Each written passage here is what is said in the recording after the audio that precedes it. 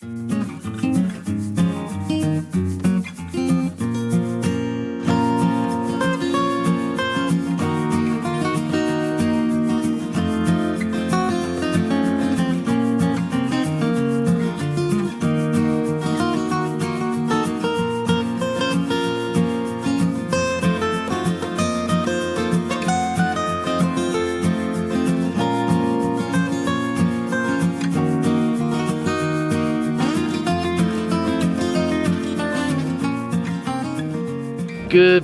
morning guys. Greetings from Madrid, Spain. Hello, hello. And this is a city we visited 2.5 years ago in the summer when it was sweltering hot, like over 40 degrees most days. So it's wonderful to be back again in January where the temperatures are much cooler, but the sun is still out. It's pleasant. Yeah. Anyways, we're back with my parents this time, and we're gonna be just here for a few days making a little travel guide, so we hope you guys will join along. Yeah, but this one's gonna be a little bit different because last time we were in Madrid, we ran around like crazy. This is gonna be a bit more chill. We're gonna take it easy, focus on the highlights, focus on food, delicious Spanish food. So yeah, we hope you guys will enjoy our little tour of Madrid. Let's get started.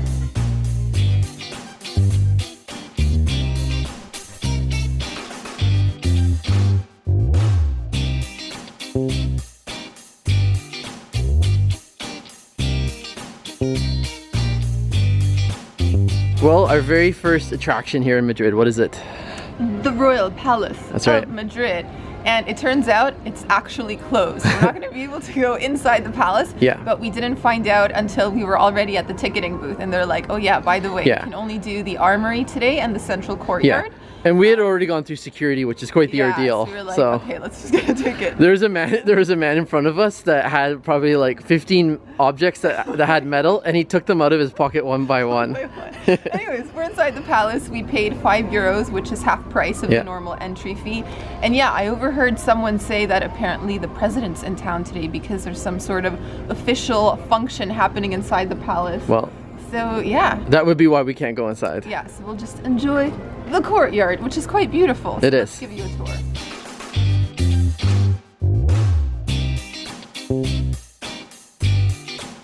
The Armoury turned out to be a real highlight with weapons and armor dating back from the 16th and 17th centuries, and that's basically all we had access to that day.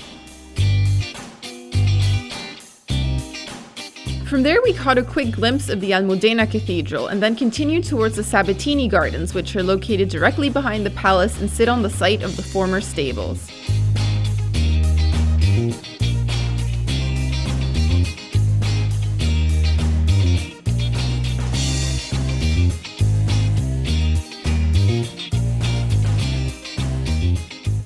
Okay, so we just finished visiting the Royal Palace, and just behind you have the Sabatini Garden. So here we are. Just a lovely place to go for a stroll. So chill and relaxed. Fresh air. Breath of fresh air. A little bit of walking to, you know, to earn our lunch, to work up an appetite for lunch. And we are getting pretty hungry already, so I think that's going to be coming up rather Yeah, it's almost 1 p.m. This is late. What? This is late by our standards. We're normally eating by 12.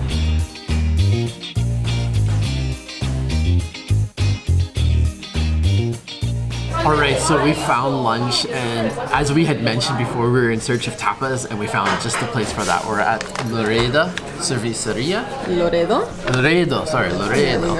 And we've ordered 2 sandwiches that we're going to share. I think one's ham and cheese, the other's going to be cream cheese and salmon.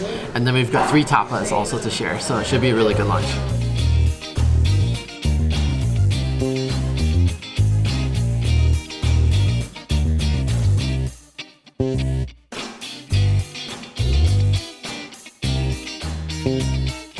Alright, so what's really cool is we ordered a bunch of different dishes, but they brought us a complimentary paella, which is really awesome because we weren't planning to actually have that until Valencia, which is our next destination, where it originates from. But this is wonderful to have it as a starter. Complimentary too. Oh man, those prawns are good. Alright, so the first of the tapas has arrived, and my dad's going to present them. So we've got over here, why don't you try one? We've got chorizo in a vinegar sauce. No, in cider. Oh, in a cider sauce, sorry. Cider sauce. So we'll take a bite of that. Is it good? little bit spicy? Very good. Very spicy. We got one more for you to try. Down here we've got fries and patatas con... Patatas bravas. Patatas bravas, which is basically fries in a spicy sauce. Good stuff? They go with each other. They go with each other really well. Alright guys, so the last of the tapas has arrived. What do we got? Gosh. So these are called huevos rotos. Basically, it's a bed of French fries. We've got 3 fried eggs on top and some sausage. And yeah, kind of like a Spanish poutine, you say, without the gravy. So are we gonna break the eggs or? Let's break an egg, why not? Break it. Let's get that yolk. Let's get that yolk going all over the place. Oh, that one's a bit harder. Yeah. How about this one? No, it's French egg. fries. Frig. Frig. What's a frig? Frig. A frig. A frig with French fries. An egg with French fries and sausage. Oh man. High calories, I'd say. That's the end of our meal, guys. And I just gotta say, like, for what we paid, it only came to 25 euros for 4 people. Yeah. So basically $6.50 per person. For what we paid, that was like outstanding value. They gave us a lot of extras, like extra bread. They gave us the paella, plus all of that food. We didn't even show us eating the sandwiches. That's how much food there was. So this place was outstanding. I highly recommend it.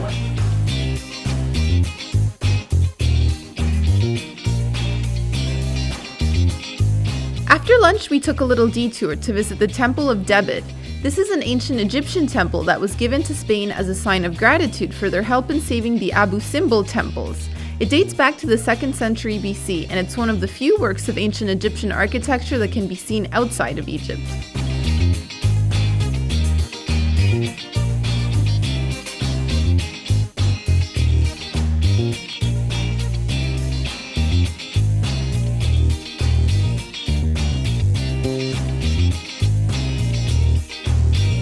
Well, good morning, guys. It is our second day here in Madrid, and we have come to Plaza Mayor.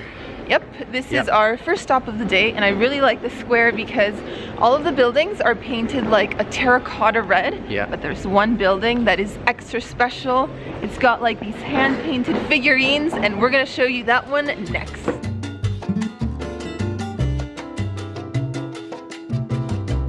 Plaza Mayor is the main square in Madrid. It is lined with shops and cafes under its porticos, but clearly things are much livelier if you visit later in the day and also during the warmer months.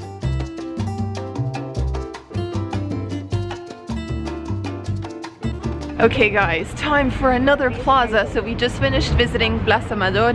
Now we're at Plaza de la Vida, and this would have been the main square during medieval times here in Madrid.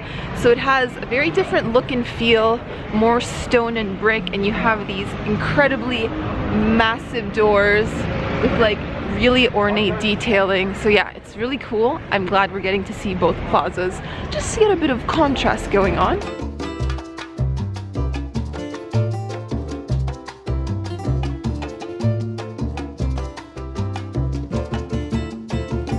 And from there is just a skip over to one of the most popular food markets with visitors.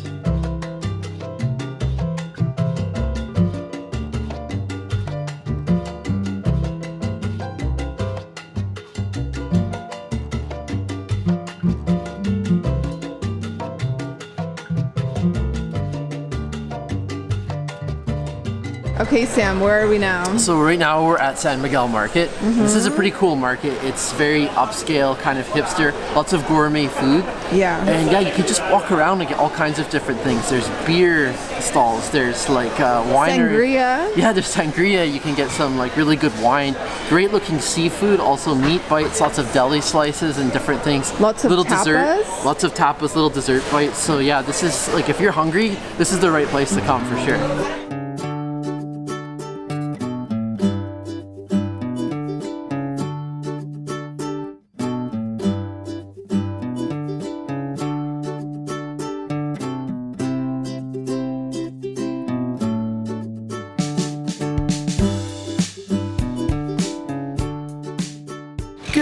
Good morning guys. It is day 3 here in Madrid, and I'm on a bit of a solo mission with my parents this morning. Audrey's staying back home doing a little bit of work, but I'm going to be showing you guys the Retiro area of Madrid, and it is beautiful. Right now we're visiting the park, And there's so many different things you can do here. We're just gonna kind of wander around and show you some of the different attractions within the park itself.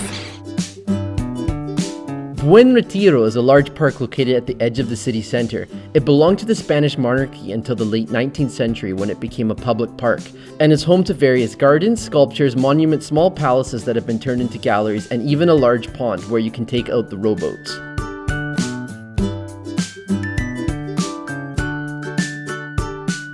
One of the most iconic buildings found within the park is the Crystal Palace, made of glass and iron, which is used for art exhibits throughout the year.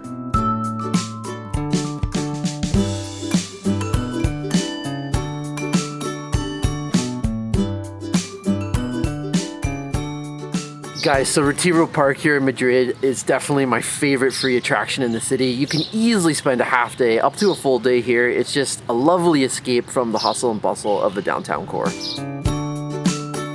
After visiting the park, we walked back to the apartment to pick up Audrey for an outing she was sure to love. All right, guys, there's one thing you have to try when you come to Madrid. That's right, you gotta get the churros with hot chocolate.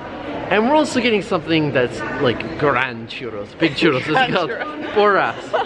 So yeah, you gotta try the churros, porras, and hot chocolate. And yes. We are one of the most famous places. It's what, open 24/7? Yeah, 24 hours a day, every single day of the year. In a good way. In a great way. In a great way. This place is called Chocolateria San Ginés. Yeah. We were here yesterday and we got a little taste of what they have to offer. And this time we're back with an appetite. We're gonna be having churros, hot chocolate, and porras for lunch. Let's do it. This cafe will make you feel like you've been transported back to the late 19th century. The walls are covered in mirrors and wood paneling, the tables are of white marble, the chairs and banquettes are a deep green in color, and if you go down to the basement, you'll find yourself in a cozy little cave.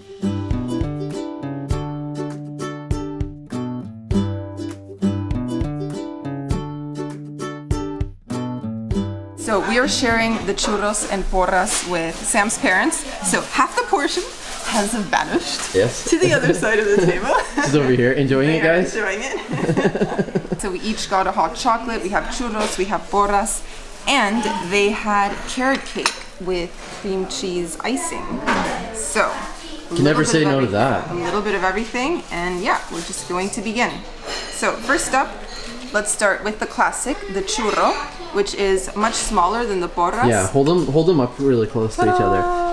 The porras is like a churro on steroids.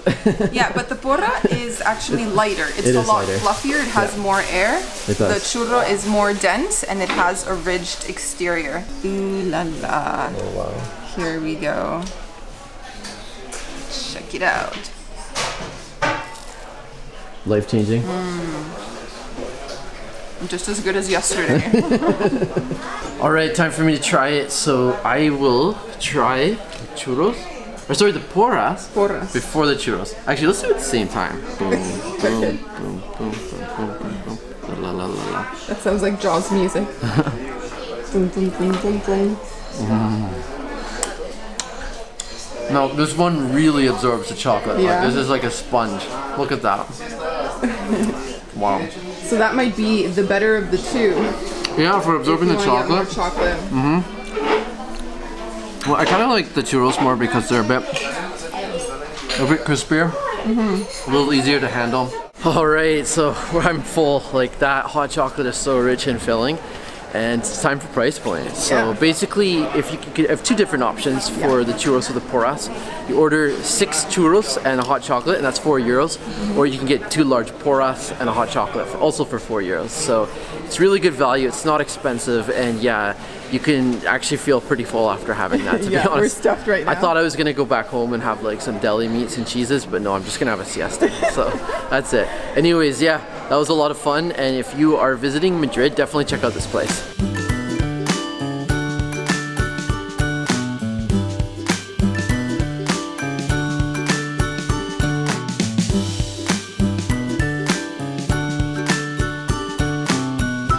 Last but not least, we finished off our visit with an evening stroll through Madrid, and that pretty much wraps up our trip. The city clearly has much more to offer than we were able to cover in just 3 days, but we hope this Madrid travel guide gave you a few ideas of what you can do with the short break in the city. Wishing you happy travels, and we'll see you in the next video as we continue our travels through Spain.